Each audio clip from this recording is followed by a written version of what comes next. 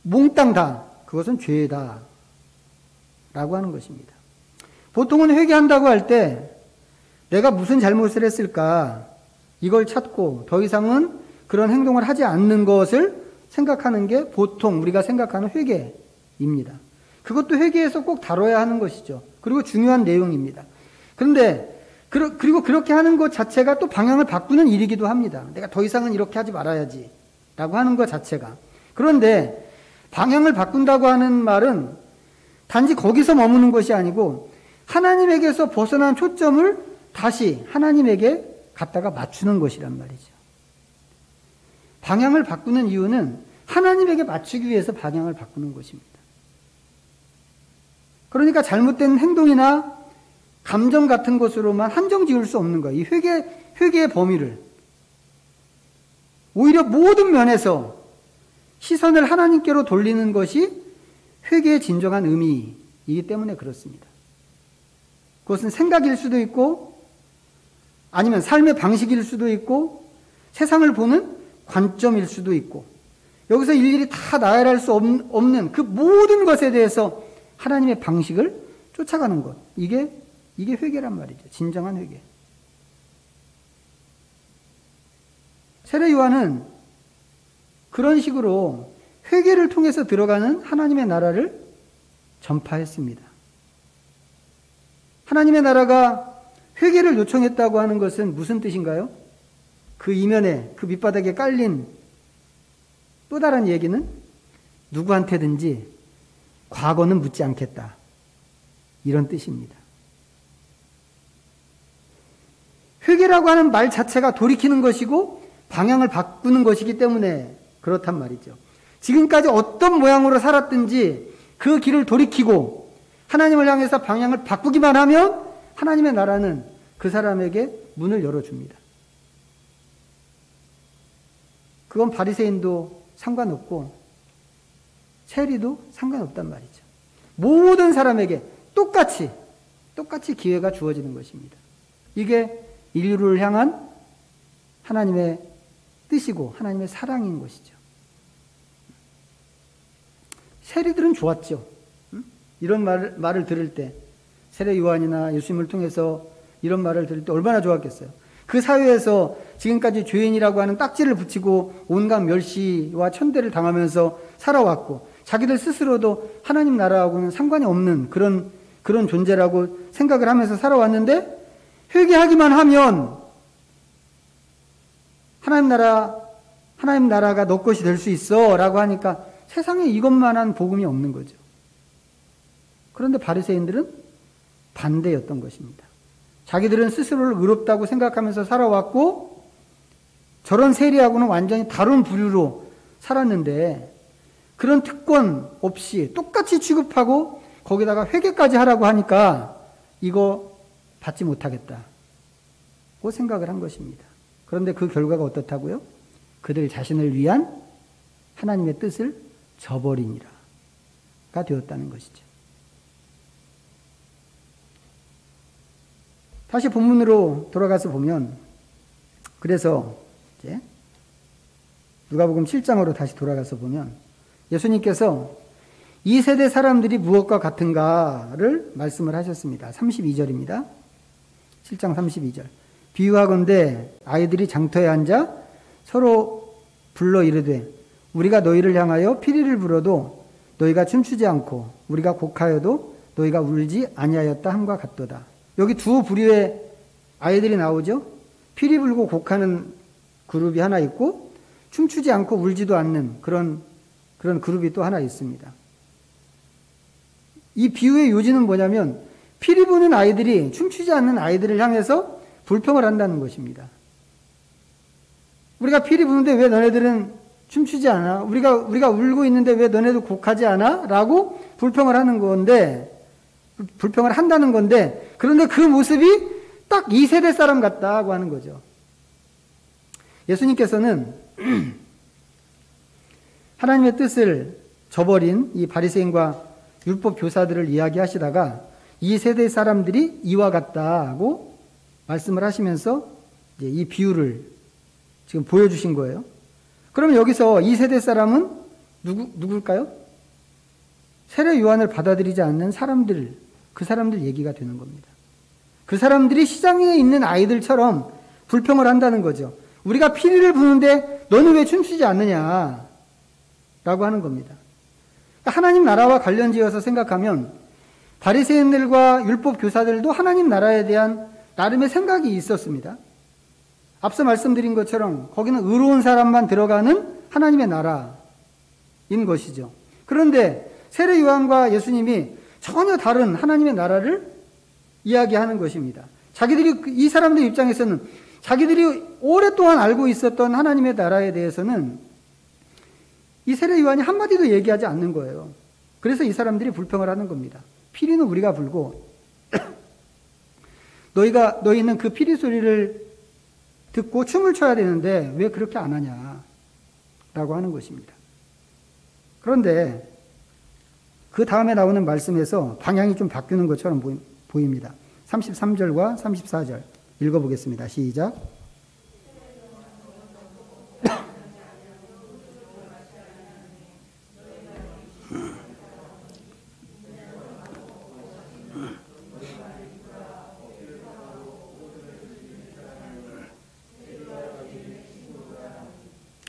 이 말씀은 세례 요한이나 예수님이 오셔서 하나님 나라를 전하는데 바리새인들이 반응을 안 보인다는 그런 것을 지적하는 말씀처럼 보이죠.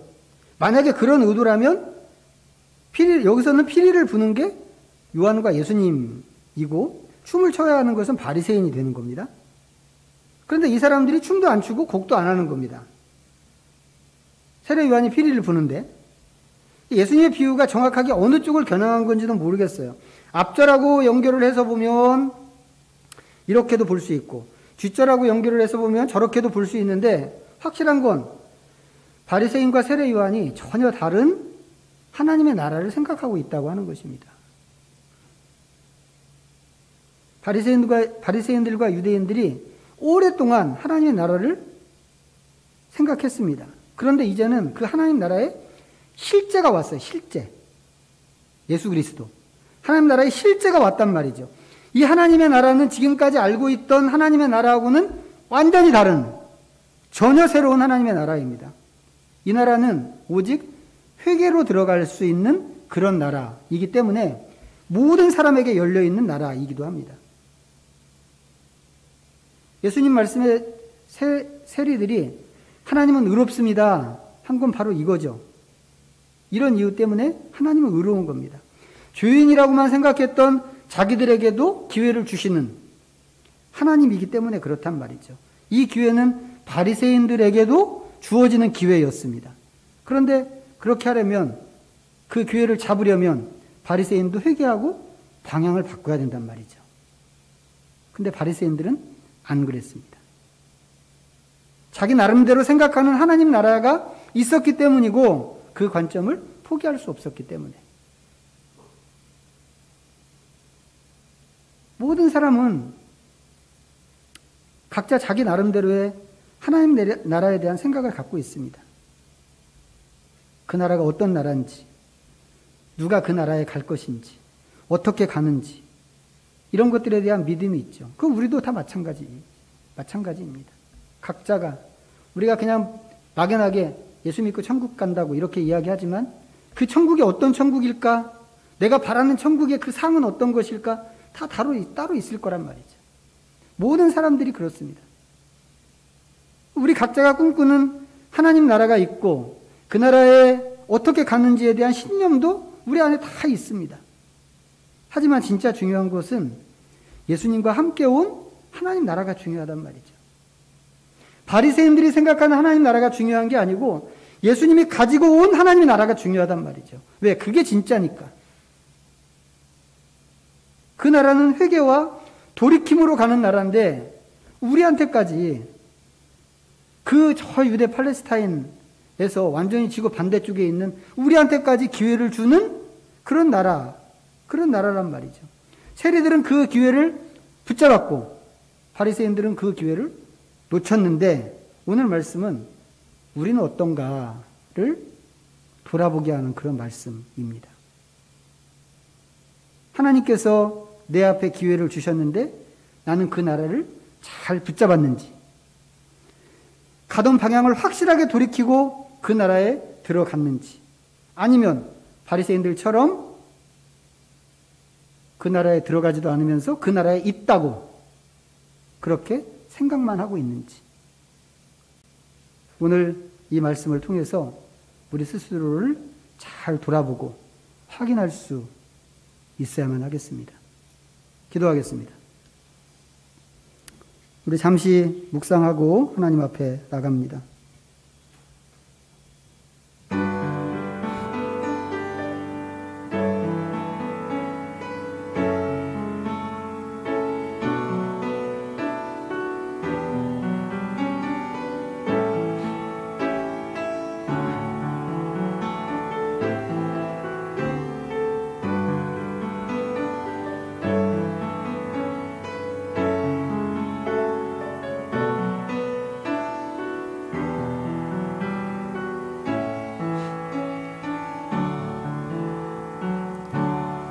하나님 아버지, 우리에게 하나님의 나라를 주신 은혜에 감사하고 찬양합니다.